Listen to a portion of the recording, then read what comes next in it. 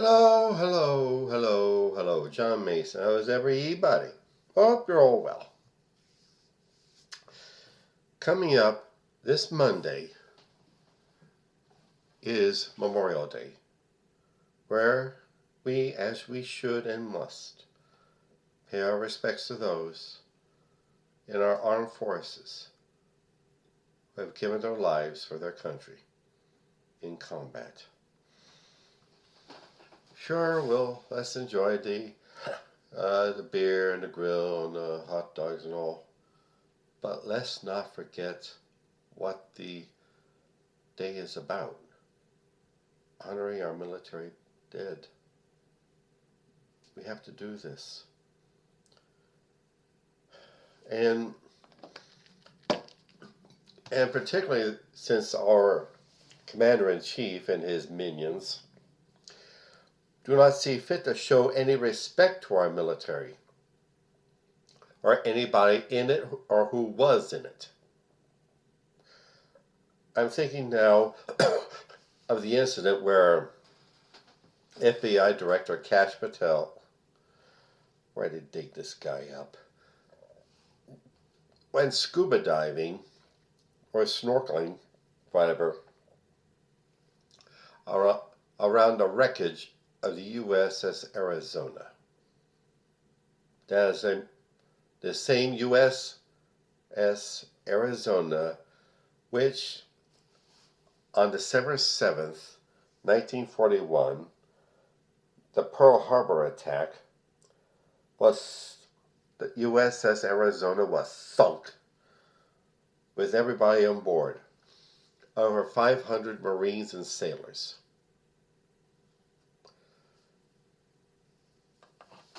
And swimming around that area is prohibited. But Kash Patel and the rest of the Trump Mafia act like the law doesn't apply to them.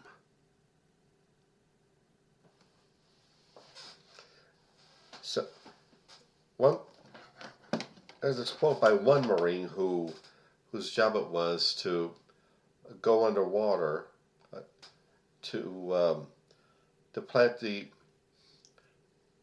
the remains of those service members who survived Pearl Harbor inside of the Arizona. That is sacred space. He compared it to holding a bachelor party in a church. Desecration. And then, of course,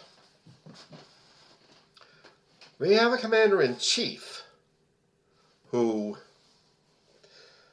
referred to our military personnel, like particularly the Marines who are buried in the Belleau Cemetery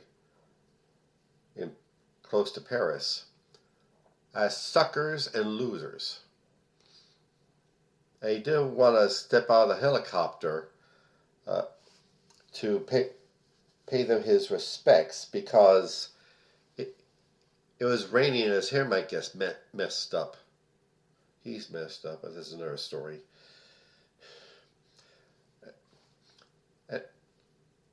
He's a guy who sees no value in anything that doesn't line his pockets. And I remember all too well last year, on his birthday, he thought he could try to emulate those magnificent goose-steppy parades down Moscow and Paris and North Korea. Forgive me, France. Where the troops and the armored vehicles march in honor of the glorious leader. He used our military as a prop for a stage production in his honor. And his entourage, like Hegseth and the rest of his regime, they sat there in the bleachers looking kind of bored, and the bleachers were pretty thin, and the troops marched way out of step. I mean, I'm no drill sergeant, but they were not in step. They were way out of step. Of course, I interpret it as a rather passive aggressive form of protest against this person who has no respect for the troops. And of course, we have Pete Hegseth, who's utilizing the military to show what a big bag man he is. It's all about him. Hauling all the generals and admirals from all over the world to Quantico to lecture them about fighting wars. I mean, these are men and women who have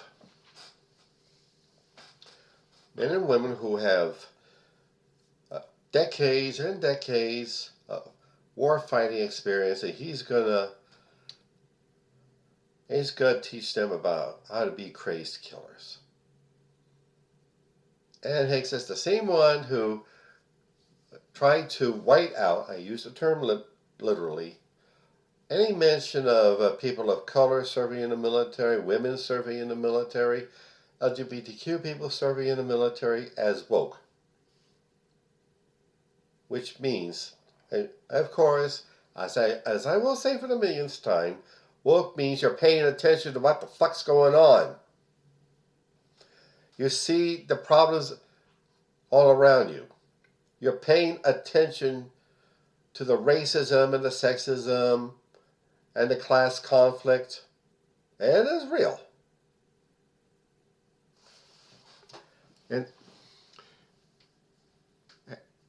And he's trying to wipe out any mention of such people in our military. If you wipe out mention of them, people will conclude that they didn't contribute anything, they did not participate in the defense of the country. Whereas all these war fighters who fought and died for their country, like the Black Regiment from Massachusetts in the Civil War, who fought at Fort Pillow, and I'm talking about the Buffalo Soldiers in the West, and the Harlem Hellfighters in the First World War, and the Tuskegee Airmen in the Second World War, to name a few. They showed their love to a country that did not love them back.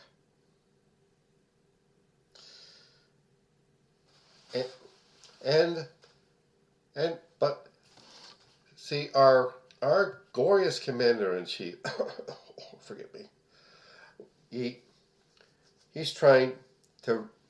he's all about glorifying himself, like with his ballroom and his triumphal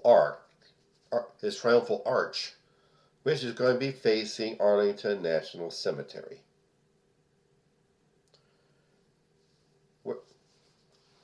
where our valiant war dead are buried.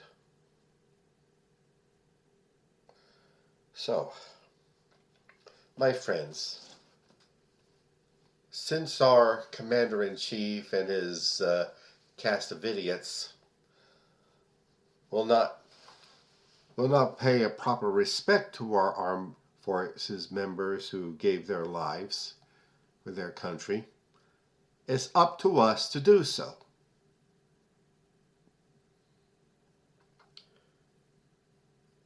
And keep the fight going on the home front to fight fascism in this country. Okay, now advertisements. All this work I do on my media is most definitely work. And I have to be paid for this kind of work. See, I pay money to get my material onto these various platforms. And I need to be compensated for this work, along with hopefully and working towards raising it all to a new level. So, please get on my website, johnomason.com, and click either the PayPal button or the Buy Me a Coffee button and see what you can give. I would greatly appreciate it. And Hemperific is a lovely little CBD product store located on Snyder Avenue near 15th Street in South Philadelphia. There you'll find some of the finest cannabis-infused products. Gummies and candies and drinks and teas and hand sanitizer and dog treats. Yeah, dog treats, to name a few.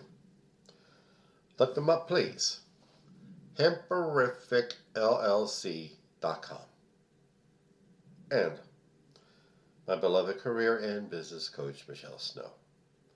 Michelle is excellent in helping you develop your professional career or small business. Let you know what you're doing right where you need work, and help you network with other up-and-coming entrepreneurs and professionals. Please look them up. Please look her up. growwithsnow.com. Okay. Alrighty then. Let us enjoy our weekend, and let us remember our fallen service members. Thank you. Have a good weekend ahead of you. Shabbat Shalom. Bye.